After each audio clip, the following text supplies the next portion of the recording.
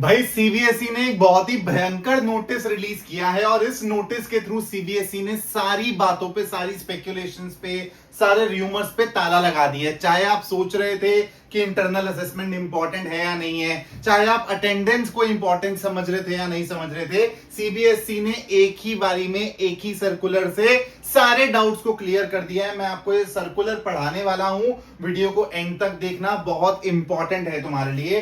तो सीबीएसई ने देखो यार यहां पर एक नोटिस रिलीज किया है जो कि दिख रहा है यहां पर, public notice regarding essential requirements for appearing in the board examinations conducted by the CBSE.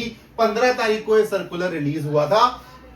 अब इस सर्कुलर को हम लोग बड़े आराम से समझेंगे ताकि आपको पता चले कि अगर तुम कहीं गलत जा रहे हो तो बेटा थोड़ा सा ट्रैक पर आने की जरूरत है। तो भाई यहां पर सीबीएसई ने बोला है बहुत ही simply, The following are the essential requirements for appearing in the board examination conducted by the CBSE। क्या क्या requirements है भाई? Class 10th and Class 12th are 2 years program comprising of Class 9th and Class 10th and Class 11th and Class 12th respectively। तो भाई 9th 10th को एक साथ देखा जाता है और 11th 12th को एक साथ देखा जाता है, यही बोला गया।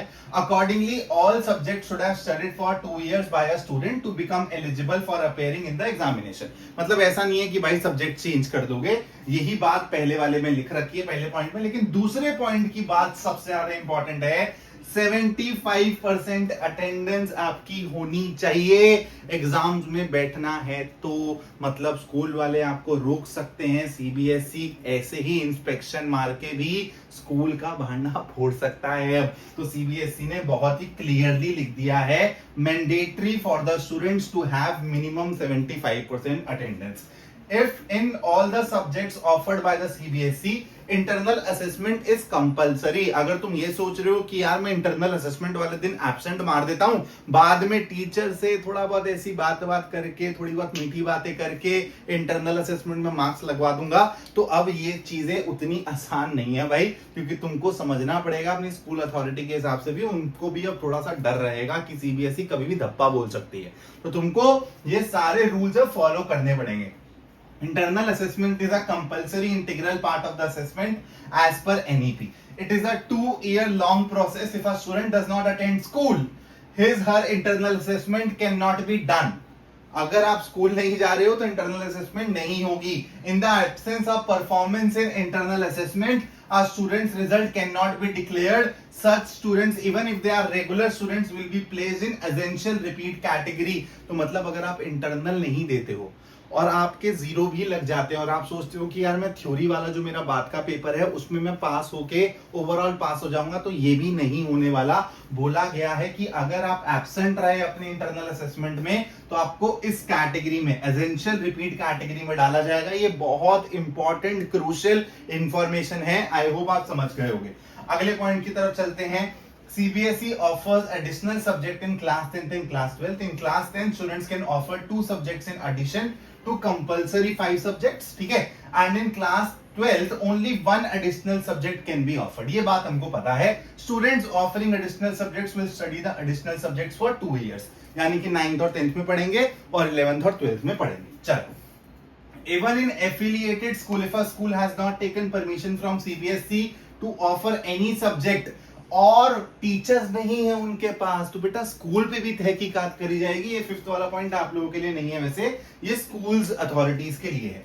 6th वाले पॉइंट पे आते हैं। If a regular student has offered additional subjects in previous years and has been placed either in compartment or essential repeat category, they can appear as a private candidate under compartment or essential repeat category।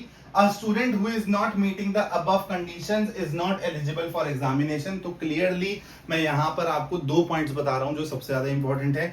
Internal assessment आपको देने ही देने हैं, absent नहीं हो सकते हो उसमें। दूसरी चीज, अटेंडेंस का ध्यान रखना पड़ेगा।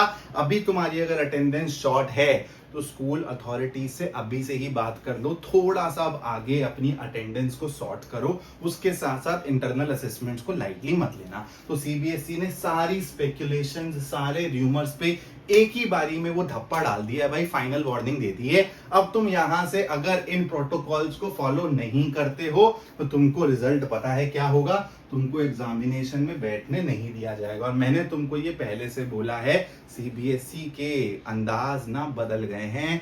लास्ट 2024 और 2025 के पेपर्स के लेवल से भी वो देखने को मिला है कि सीबीएसई अब थोड़ा सा कॉम्पिटेंसी बेस्ड जाने की कोशिश कर रही है। जो ये कोचिंग इंडस्ट्री है इनको भी टारगेट कर रही है, और उसके साथ साथ स्कूल अथॉरिटीज को भी भाई थोड़ा सा स्ट्रिक्ट करने की कोशिश कर रही है कि अगर आपके सिस्टम में कुछ गड़बड़ी हुई तो आपको पकड़ लिया जाएगा।